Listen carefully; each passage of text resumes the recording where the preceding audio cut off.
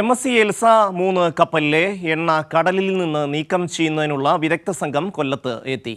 Merck എന്ന കമ്പനിയാണ് ദൗത്യം നിർവഹിക്കുന്നത്. ദൗത്യത്തിനുള്ള 65 അംഗ സംഘം അടങ്ങിയ കപ്പൽ ശനിയാഴ്ച കൊല്ലം തുറമുഖത്ത് നിന്ന് പുറപ്പെടും.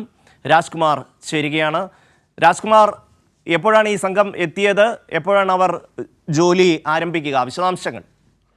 ഇന്ന് ഉച്ചയോടുകൂടിയാണ് ഈ പറയുന്ന അദാനിയുടെ കൂടി കരാർ അദാനി കമ്പനിക്കും ഈ കരാറിൽ ബന്ധമുണ്ട്. അവരുടെ കൂടി നിയന്ത്രണത്തിലുള്ള വിദേശികൾ ഉൾപ്പെടുന്ന 65 അംഗ സംഘം ഡൈവിംഗ് ഷിപ്പാണ് ഇപ്പോൾ കൊല്ലം പോർട്ടിൽ നങ്കൂരമിട്ടിരിക്കുന്നത്. ഇവര് ഇപ്പോൾ അവിടെ ഇതിന്റെ മറ്റു നടപടികളും എല്ലാം പൂർത്തീകരിച്ചു. അതിനുശേഷം ഇനി ശനിയാഴ്ചയോടുകൂടി അവർ ഇവിടുന്ന് പുറപ്പെടാനാണ് ഇപ്പോൾ തീരുമാനിച്ചിട്ടുള്ളത്.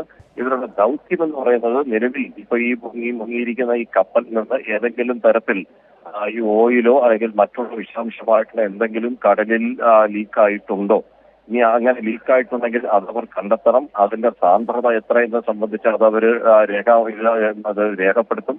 അതിനുശേഷം അത് നീക്കം ചെയ്യുന്നതിനുള്ള സാങ്കേതികമായ കാര്യങ്ങളുമായിട്ടായിരിക്കും പിന്നീട് ഈ കമ്പനി മുന്നോട്ട് പോവുക. ഇപ്പോൾ ആദ്യഘട്ടത്തിൽ ഇവർക്ക് ഡൈവിംഗ് ആഴക്കടലിലേക്ക് ഇവര് ഡൈവ് ചെയ്ത് കടലിനടിയിലേക്ക് പോയിട്ടാണ് ഇത് എണ്ണ സംബന്ധിച്ചിട്ടുള്ള മറ്റു കാര്യങ്ങളെല്ലാം ഇവർക്ക് പഠിക്കുക. അതിനുശേഷമായിരിക്കും ഇവര് ഇതിന്റെ റിപ്പോർട്ട് നൽകുന്നതും ആ റിപ്പോർട്ടിന്റെ അടിസ്ഥാനത്തിൽ തുടർ നടപടി സ്വീകരിക്കും. ഇപ്പോൾ തന്നെ കേരളത്തിന് അതിഭീമമായിട്ടുള്ള ഇത് പാരിസ്ഥിതിക ആഘാതം സംബന്ധിച്ചിട്ടുള്ള കാര്യങ്ങൾ ആശങ്കയുണ്ട്. നിലവിൽ നിരവധി മത്സ്യത്തൊഴിലാളികളുടെ ഉപജീവന മാർഗമായ ബോട്ടും അതിന്റെ വലകൾക്ക്, പ്രത്യേകിച്ച് ബോട്ടിനല്ല വലകൾക്ക് കേടുപാട് സംഭവിച്ചിട്ടുണ്ട്. ചില ബോട്ടുകളുടെ അമരത്തിന് കേടുപാടുകൾ സംഭവിച്ചിരുന്നു. അതിന്റെയൊക്കെ ചേർത്താണ് സംസ്ഥാന ഗവൺമെന്റ് ഭീമമായ ഒരു നഷ്ടപരിഹാരം വേണമെന്നാവശ്യപ്പെട്ട് ഈ കപ്പൽ കമ്പനിയെ സമീപിച്ചത്. പക്ഷേ അവരിതെല്ലാം നിരാകരിക്കുന്ന ഒരു സാഹചര്യം കൂടിയുണ്ട്. ഇപ്പോൾ ഇവര് വന്ന് ഈ പരിശോധന നടത്തുമ്പോൾ ഈ കടലിൽ ഏതെങ്കിലും തരത്തിലുള്ള കടൽ മലിനമായിട്ടുണ്ടോ, പരിസ്ഥിതിക്ക് ആഘാതം സംഭവിക്കുമോ, ഇതുമൂലം മത്സ്യസമ്പത്തിന് എന്തെങ്കിലും പ്രശ്നങ്ങൾ വരുമോ തുടങ്ങിയ കാര്യങ്ങളൊക്കെ ഇവരിത് പഠിച്ച് റിപ്പോർട്ട് ചെയ്യുമെന്നാണ് അനുമാനം.